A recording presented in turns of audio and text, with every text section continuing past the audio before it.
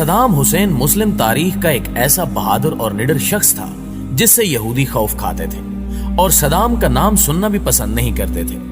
Saddam Hussein اکثر اپنے دیے گئے انٹرویوز میں بتاتا رہتا تھا کہ میں ایٹم بم اپنے ملک کے لوگوں کے لیے نہیں بنا رہا،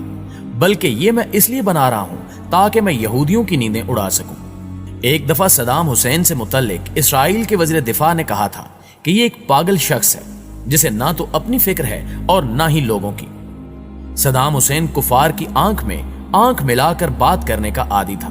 اور جب بھی کوئی یہودی صدام حسین کو سازش کا حصہ بنانا چاہتا تو اسے ہمیشہ ہی منہ کی کھانی پڑتی۔ دوستو، یہی وہ حکمران تھا جو ایک خاتون کی فریاد پر اسرائیل پر چڑھ دوڑا تھا اور اسرائیل کے دارالحکومت پر 40 میزائل داغ دیے تھے۔ ہوا کچھ یوں تھا کہ ایک دفعہ صدام حسین کی لائیو کانفرنس چل رہی تھی کہ اچانک ایک چیختی چلاتی ہوئی عورت اس کے سامنے آ کر کھڑی ہوئی اور صدام حسین کو سخت الفاظ میں مخاطب کرتے ہوئے کہا کہ اسرائیلی فوجیوں نے میری بیٹی کو ریپ کا نشانہ بنا کر قتل کر دیا ہے اور تمہیں یہاں کوئی فکر نہیں ہے، تم عیش و آرام کی زندگی بسر کر رہے ہو اور ادھر ہم پر مظالم کے پہاڑ توڑے جا رہے ہیں۔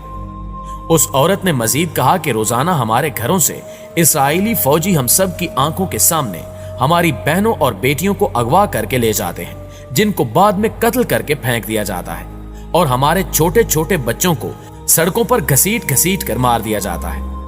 کیا تمہیں ان عورتوں، بوڑھوں اور بچوں کی چیخیں سنائی نہیں دیتی جو روزانہ اسرائیلی فوجیوں کی گولیوں کا نشانہ بنتے ہیں؟ کیا تم سے ان عورتوں، بچوں اور بوڑھوں کی چیخوں کا حساب نہیں لیا جائے گا؟ اس عورت کی یہ باتیں سن کر صدام حسین رونے لگا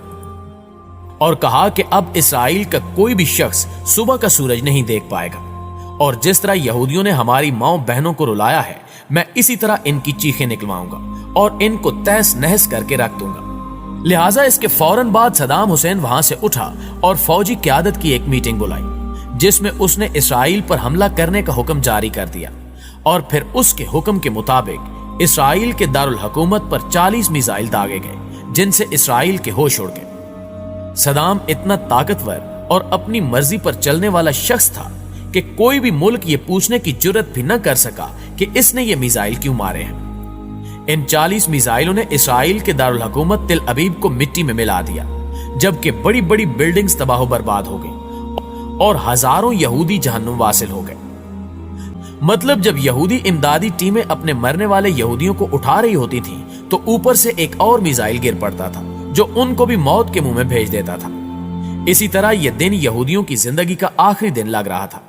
لہٰذا تمام یہودی چوہوں کی طرح اپنے اپنے گھروں میں چھپ گئے اور مرنے والے یہودیوں کی لاشیں ویسے ہی سڑکوں پر پڑی رہیں جو کتوں کی غذا بنی۔ صدام حسین کے حملوں سے لگتا تھا کہ آج کوئی ایک بھی یہودی بچ نہیں پائے گا، لیکن اللہ کو کچھ اور ہی منظور تھا، اور آخر کار کچھ یہودی ان حملوں سے بچ نکلنے میں کامیاب ہو گئے۔